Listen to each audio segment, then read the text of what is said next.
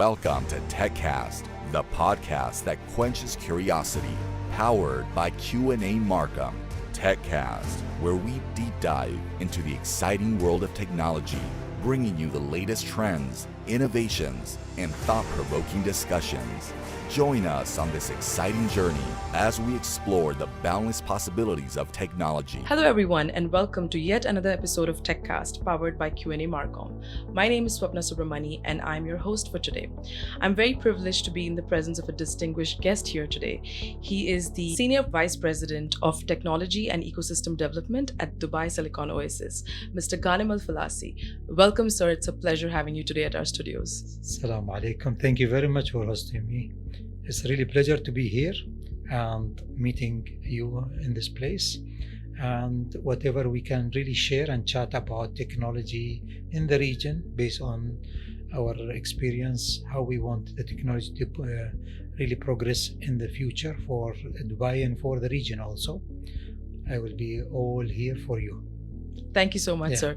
And I think we've had an opportunity to chat briefly prior to recording this techcast, and I can tell you that during his illustrious career, not only with Dubai Silicon Oasis, but throughout his career graph, Mr. Ghanim has done some very interesting stuff, and we would love to welcome you to the studios again to discuss maybe like the alternate paths that you've taken when it comes to your interest in art and paintings, calligraphy, and so on.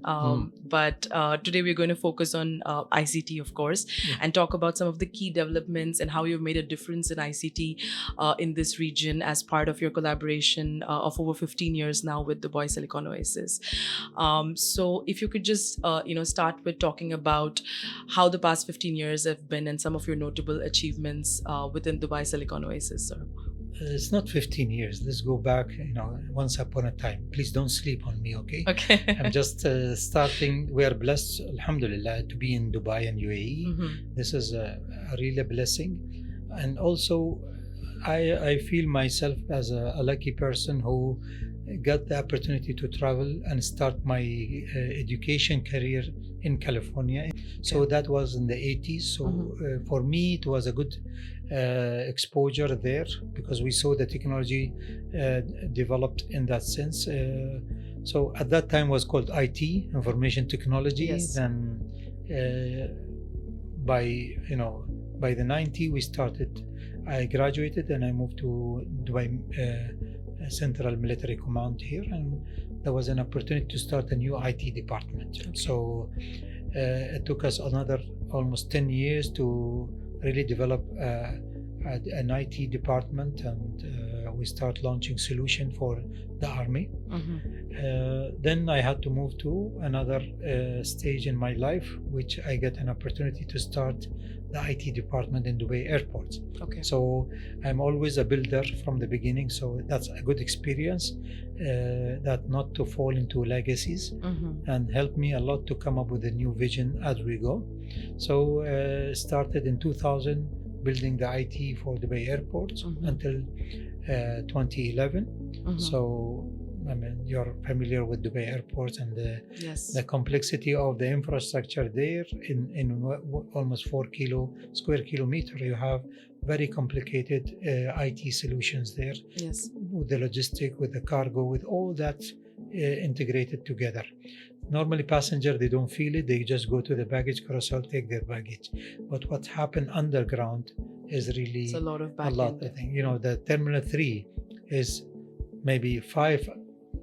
Over the service, but 6 minus, that people, they don't see it. And there is a lot of really infrastructure that was built for that.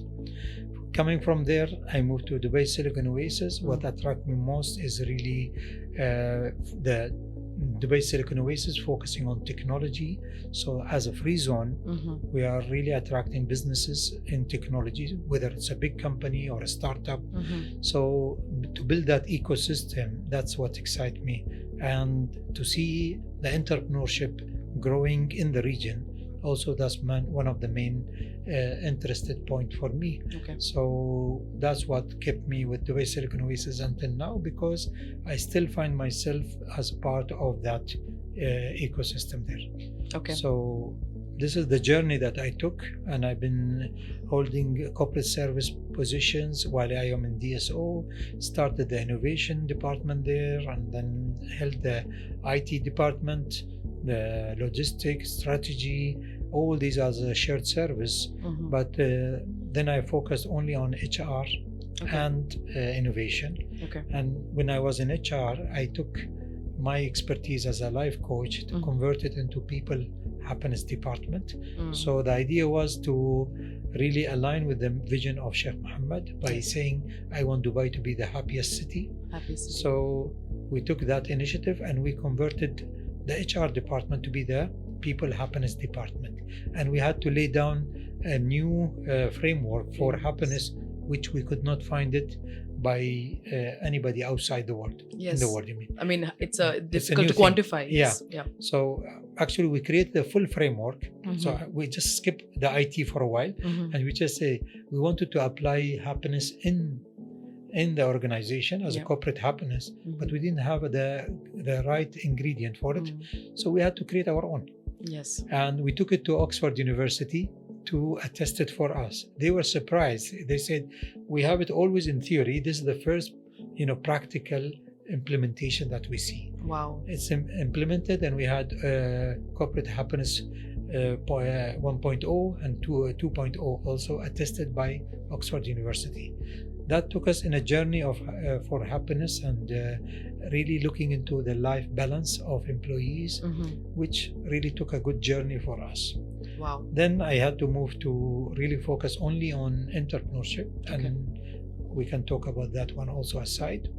And now, while I'm doing that one, I was also focusing on creating the full technology ecosystem. Yeah, that's impressive. And I think quantifying happiness from a corporate point of view, that's like it seems like a very impossible task, but I guess you have that Oxford University's thumbs up on that, so that's impressive. No, but we did it first. Yeah, they only attested it. I know, implemented exactly. on the people. We made them happy. And created really a structure for it. Interesting. We have something like beside the survey and the measurement and all this, we had a forum for happiness. We had a lab for happiness. So we engage the future employees before they graduate to foresee what they want as an environment for them to work. So that was a lot of effort was put for really predicting the future of the new recruit who will come, the new generation, how they see the work environment, how they perceive that's also helped us a lot. So we created the real experience and we took it for their endorsement. Wow. Okay. So just taking a step back towards the technological advancements that's happening in Dubai. You've obviously been at the crux of it with Dubai airports, which is admired from a technology point of view throughout the world. And now as part of Dubai Silicon Oasis. So Dubai has seen a lot of innovation and digital transformation across all the sectors. Do you still think that there are gaps in certain sectors and industries when it comes to this digital transformation? And what would those sectors be? Well, I will say that the unique experience in UAE, especially in Dubai, is the government is faster than the private. Yes. And that's what really created the gap, because they cannot really, they cannot really catch the speed of the government. Yes. This is where you find that companies here, they're trying their best really to align with the government and with the vision of Sheikh Mohammed. And this is where we have the challenge of really building this kind of synchronization requirement. Now technologies are coming, and always somebody will be playing the buzzword for us, but as a vision, it's been always set from early this century, where we saw the need of e-government, we saw the need of smart government, and really we are progressing with that one to see future government, and the way that we can sense that Dubai is always on the edge looking for the new technology to be adopted and expedite the adaptation, expedite the regulation for it. So that would create Dubai as is now. Now the government, the private sector, they need to really fast Catch up. forward and do similar like that. We have clear mandate by the government. So we see that there is a direction set by the government as a strategy. And now all the businesses around us need to just say, what is the strategy, how we align with it, and how we can make it practical. So I think there is a huge potential for all of us to work together. And even if you don't have that kind of, let's say, services that is government asking for, easy for corporate to either by building that vertical, acquiring that kind of technology. And really align with the government. So it's all will be in synchronization between the private and the government sector. So you touched upon the importance of the private private organizations catching up, and the gap lies there because of course the government of Dubai is very forward looking. And so what is the importance of that private public partnerships, and how do you foster it, and how do you encourage it within your capacity? Well, that will lead me to talk about what we are doing in Dubai Silicon Oasis. And since, before COVID, we were announced to be the Center of Knowledge and Innovation by the Dubai 2040 Urban Strategy. So I think by 21 or something like that. Just to say that it created a new mandate on us, how to become the center of knowledge and innovation. And yes, we have around 1,200 startups. We have a full ecosystem as a city within a city. It's all integrated in a 7 square kilometer. We have nursery to university, hospital, shopping center. Everything is available as a recipe of success. But we are also surrounded by more than 22 universities. So that part really created the awareness to build an ecosystem for that to be the center of knowledge and innovation. So to match the 2040 strategy, we created this environment, built a partnership with the government. So all the government sector is involved in this one. And also I tried to create something called underground technology hub. All this coming from saying, if I want to be the center of knowledge and innovation, I want to create the O2V strategy, which is from Oasis to the Valley. So I'm shifting the perception of being only Oasis, how to match the Valley success, and try to create a main element for success by saying we need a different type of infrastructure for the city. We need more of labs and excellence centers, more research and business development. It's creating a circular of economy so that we can have a sustainable environment within DSO only. And all this will be aligned with the government strategy. So by creating the O2V, I narrated down into something called DTES, which is Dubai Technology Ecosystem. And DTES is all about creating sub-ecosystems called underground technology labs or hubs. So to give an example, for robotics, we take the big companies, the startup, the students and the hobbyists in one environment. So that's the cluster for them. They will be mingling together, they will be interacting together, innovating together, and the result of that, the spark of that will be more of really either partnership, acquisition, joint venture, PPP. All this will happen in one environment for that particular cluster, which will be really governed by advisory board. And we will have a hub operator who will be, we already have hub operator whose job is to promote that vertical, attract outsiders to come and join the club.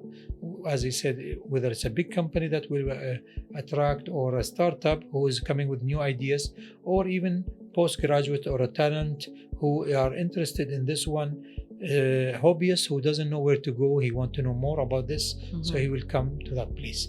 So creating that sub ecosystem, you can multiply it on all type of technologies.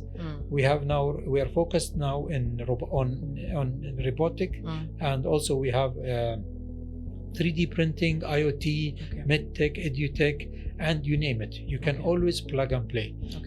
Sometimes somebody will approach me and said, I want to introduce this tech. I said, so okay, they form its own cluster. we form it. So it's like a Lego. We just plug it in and we work it in that way.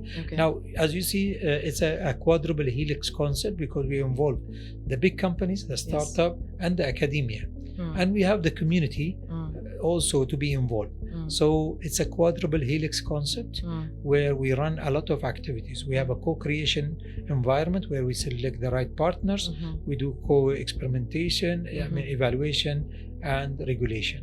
Now, with the regulation, we involve the government department, the concerned government department, to enable us to really progress in making new regulation for such a breakthrough technology. And all this environment will be also supported by the intellectual property agent, the talent provider, like the academia or others, and also trying to build up that kind of ecosystem for entrepreneurship to grow with the angel investor, venture capital, and like that. So we are trying to create a big, let's say, living lab with all the potential for any company from within or from outside to come and test their technology here, and really have the exposure for the student to be part of it. So they also contribute to that kind of really technology drive for it. So all this is under the making now. We are focusing on clusters by clusters, and we're trying to push them to grow. Interesting. So that summarizes that DSO is becoming the lab for Dubai to test, and we have some samples of Teleport, which is the bot that goes around the city now, delivering pizza and Starbucks. So and we are also sensing how the community engage with the technology. So that's another exposure for us. We have the drone facility, which is the BVLOS of Dubai Future Foundation. They have the first landing pad there, and they do all the testing and qualifying companies, drone companies, from there.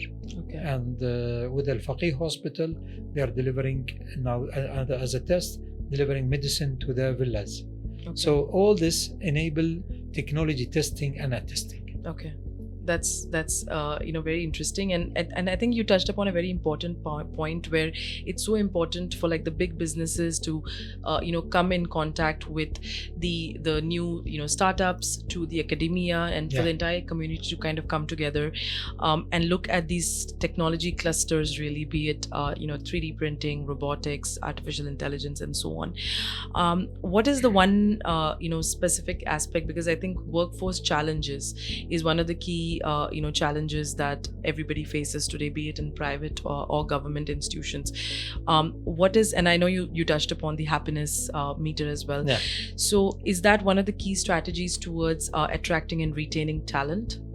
Well, yes. I mean, as I said, if the goal is to be the knowledge and innovation center, and we always have to see what are the throughput of the universities and the academia, and if there is something that is missing there, how we can really fill the gap.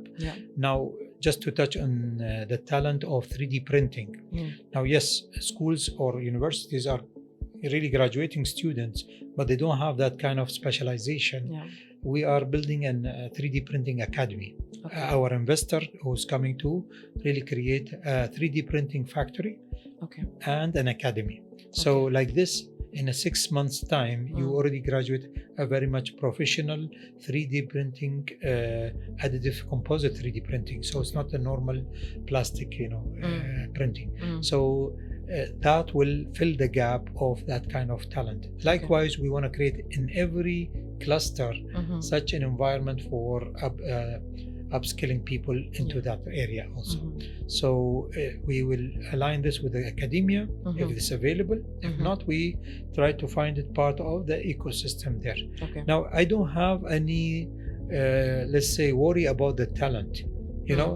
Being really a global city, we have access to a lot of talent within and maybe attracting. So It's all when you just build it and people will come for it, and you will find the right talent for that also.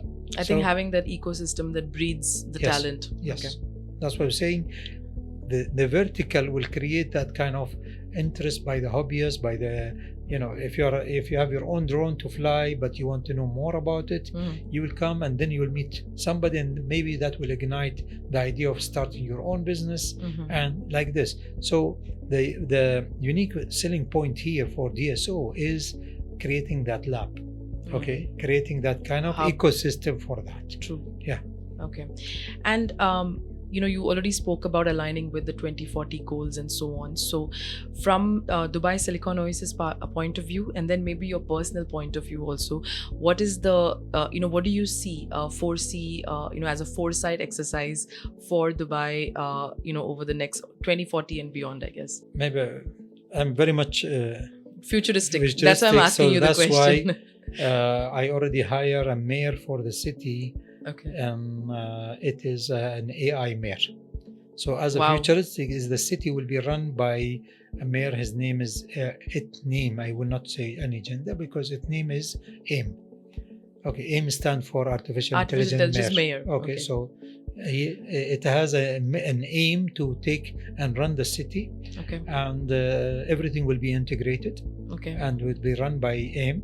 So just imagine yourself as a citizen of Dubai Silicon Oasis in the future. Everything will be considered really integrated for you. Okay. So even the bottle of milk, that it will be self-ordered even if you're not there. Okay. I'm just trying to take it to the extreme, but no, it's that's to give it another approach. We fail into the running autonomous mobility in the city, but in DSO everything will be autonomous. Okay. So the mobility part will be autonomous. You visit Ghanim in the future, still outside, you still drive your car, you will reach to a point where you have to stop there. You will be shuttled by a robot that will take you without you even opening your mouth. It will recognize your face, it will pick you up and into a pod and bring you back to meet me, so you don't worry about wayfinding, and takes you back to your car exactly. That's a simple example. I always use another example that AIM should know about your habit in the city. So like if I come to a door, it says push and you pull, you are not the one to be blamed. AIM should change the sign for you, because he knows that you pull, normally you don't push the door. You're used to. So he should know everything about you, if you allow him. Okay. So let's not get into the. If you allow it to do that, you give it all the information, and it will know exactly what is your preference. Okay. And this is based on the cognitive behavior of the residents of the city. So if that road is not used, it will be a one-way road. Okay, automatically. Or if that activity is not happening, it will be shut down by itself, based on the behavior of the people around that. And also understanding the future or predicting what is required by the community that they need in the future. So all that will happen based on the behavior of the people. This is unavailable yet in the world, and we are seeking to be the first pioneers of this autonomous model. city. They talk about smart city here and there, and we had enough of smart city. Okay, so we want to go for beyond that, autonomous city. Okay. And that will require a full infrastructure, a mental readiness, everything for that. Okay. Now, seeing that, what is the impact on Dubai? As we do now, whatever we are doing now, we are the test bed for Dubai. Yes. The Talabot, the drone, all this. Instead of trying it in the city and try to really put all the restriction in the city for just testing an autonomous car, we say come to DSO. We will allow you to do all the testing required. And this is already happening in sync with the RTA. Whenever they have an autonomous contest, we will block 2 roads for them, and they will do their competition and take all the data and information. And that's what we do together. We are the first EV stations for electrical cars by DIWA. So all this is happening in an environment that you can consider it as a lab. So for Dubai, they always have to look at us as the center of technology. I Okay. call it the Mecca of technology. And that will be the hub for that. So if you any company, whether it's international or they will come to Dubai, and they will really station in Dubai Silicon Oasis to test their technology. So Dubai will benefit from having a lab, and I don't see why not creating such type of labs in every country. Yes. Yeah, because it's mandatory to test all this new technology that's evolving very fast. Yeah. So when we want to do something in pharmaceutical or something, we have a lab. Of course. But here we don't have. Why not for technology? Why not for technology, and why not DSO? Because it has all the ingredient for that. 90,000 inhabitants in a good square kilometer with all the essential components are there. So it's your playground. Yes. That's why we call it the biggest sandbox in the world, really. That's amazing. And I think it's very, I like the way you put it, talking about it as a sandbox, as a test bed, a hub, a lab, like various words to use it. But essentially, it is that one, place where, small ideas can become big and can be implemented on a city level, right? So you take it as in a micro city environment. Yes. And once that's successful, then that can be kind of implemented on a city level. So I think exciting times. How we will go to the moon. Yes. We test it in here, right? Yeah. This is what they do with the astronaut. They take them into an environment where they test it and simulate it for them as a moon. Yes. Okay. So similarly, we have Mohammed bin Rashid Space Center branch Luna project is in Dubai Silicon Oasis. Okay. They have a small room like this one where they create their test in it for the rover, for all the expected environment that will be on the moon. Okay. So that's a small sample of it. We have Intel Lab also. We have HP Innovation Garage. Those partners who are really choosing Dubai Silicon Oasis, they are benefiting from the ecosystem around it. So I think it's a must to create a lab in a good size to test all the technology. It's more of a micro city, right? Yes. Micro city ecosystem. And build all the governance around it. So why everybody is working separately? If all the government department, they have their own same vision that the Sheikh set it for us, but still everybody going silo, what is the use? Yes. So if we come together, and this is my really message here, is to pull all these, let's say, visionary people from all the government department with all the technology providers, and let's work on the same vision. The 10x of Dubai will be like that.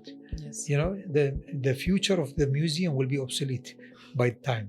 Yes. So that's why we are aligning ourselves with the vision of the government and also expediting the future. Okay. Now, whatever I say is not futuristic. Okay. Now, what I told you about the dream that I told you is already attainable now. Yes. Okay. It just needs some stitches. Yes. If we bring the mobility of the cars and just take out the driver from the street, you will have an autonomous driving ability. Yes. Challenged, I can take the challenge. The only thing is, vehicles to vehicle can communicate easy. Yes. But vehicle to human is very hard. That's why you need a very sophisticated equipment in your car, from radar, ladders, and all this, just to understand human behavior. Yes. Yeah, he might throw a ball, he might jump in front of you, and but if it's a V2V, they speak together. Yes. You speak V2V, you don't speak, right? Yeah. They speak it and they can drive it easy. And that's what I'm saying. If you give me an infrastructure without human, I can drive just like the metro station of Dubai is all V2V. Autonomous, so why is successful there? Because they have their own track. Yes. So create a new track for me. I will put all the autonomous cars and they will speak together. Okay. Without having 200 nationalities speaking different driving languages. skills. Driving skills. Driving skills. Yeah. True. Yeah. Well, I mean, I think it's a beautiful picture that you've painted, and it's very much happening as we speak. And no wonder Dubai is really at the forefront of having the technological advancements. It's because of the government drive towards making it happen, and it's very near, so, and that's exciting. So It is. I mean, as I said, whatever I said is not really very futuristic. Yeah. No, I mean, smart homes been there always. Yes. Robotics been there. All this is now how we can really Integrate consolidate all this together Yeah. and make it an experience. So it's Yes. all about the service and the experience and the people who are living there. Yes. So you want to see the technology. We always know. I mean, a pedestrian area in DSO now is tested that if you are turning to cross, it will go red. Okay. So if you're not turning, you when you come, you have to take care as you are approaching the pedestrian area that somebody might cross Yes. or not. Mm. So there we have signals that sense, it's an IoT signals that sense the turning of the people. If two people are walking together and one is continuing and one is turning, it will sense that.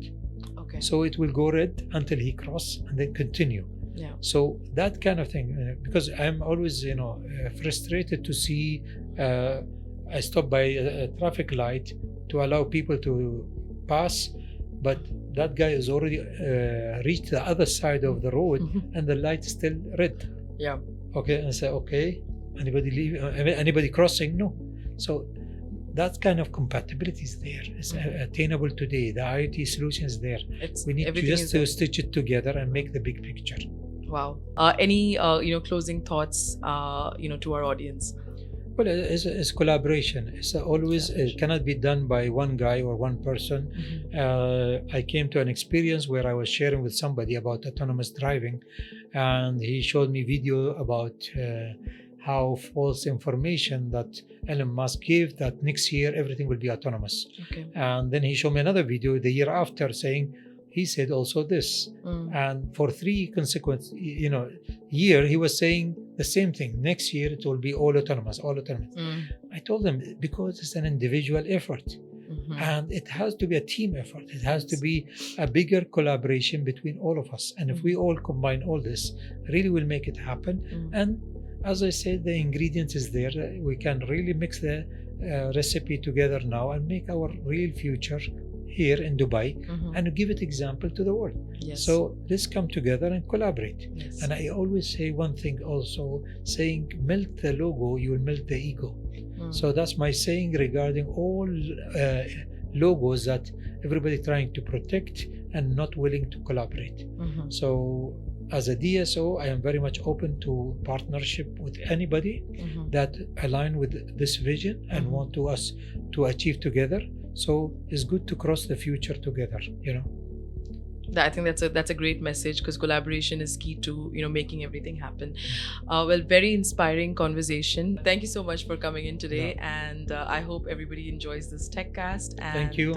It's my pleasure, really. Thank you very much. Thank you. Take care. techCast, powered by Q&A Markham, unraveling the enigmas of the digital age in every episode. Subscribe to techCast on YouTube and on your favorite podcast directory, and never miss an update.